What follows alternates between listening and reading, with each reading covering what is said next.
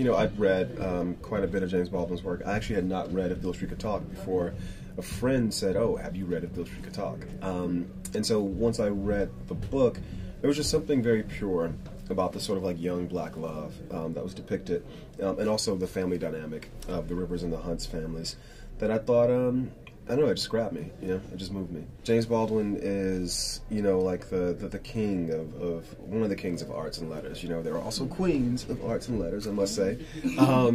But yeah, it was hallowed ground for sure. But when I adapted the book, because I wrote it at the same time that I wrote Moonlight, I didn't have the rights.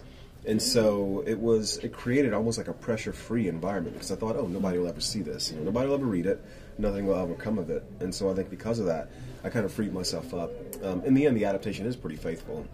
That's because you're dealing with the greatest. So, you know, if it ain't broke, don't fix it. I come from a theatrical background, so like I understand, like, I don't know how to get in there. I didn't change too much, but I did learn that there were things in my process that do need to change moving forward. But I just tried to, you know, stay true to what I already knew if it got me that far. I mean, aside from the love, there's, you know, the biggest theme in this film is probably love.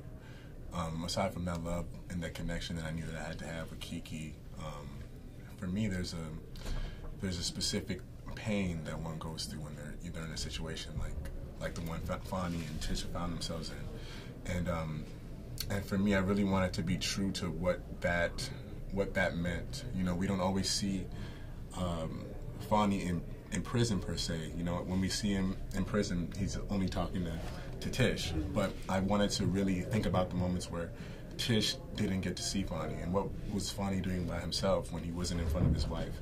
And I thought about all that background, you know, all that background stuff, everything he was doing when he wasn't with the love of his life, because those were probably his happiest moments. So for me, Khalif Browder was a big tool to study. Just his whole story really, really inspired me. And I don't know, there was just something about watching his documentary, feeling his pain, knowing the types of things that he was going through, that I really wanted to try and bring some of that to this. The important thing for me was that this book was published in 1974, and it was probably written between 1970 and 1974.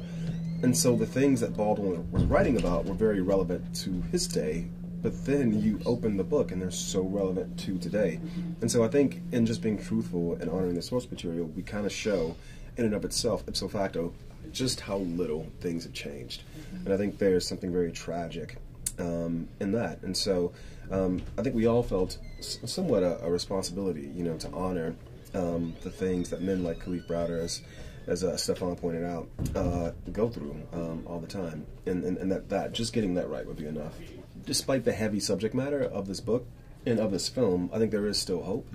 And so I think in speaking on these issues and trying to create art that reflects it, you know, my hope is that just in illuminating these issues, we can start to, even if it's just like a matter of degrees, start to change it.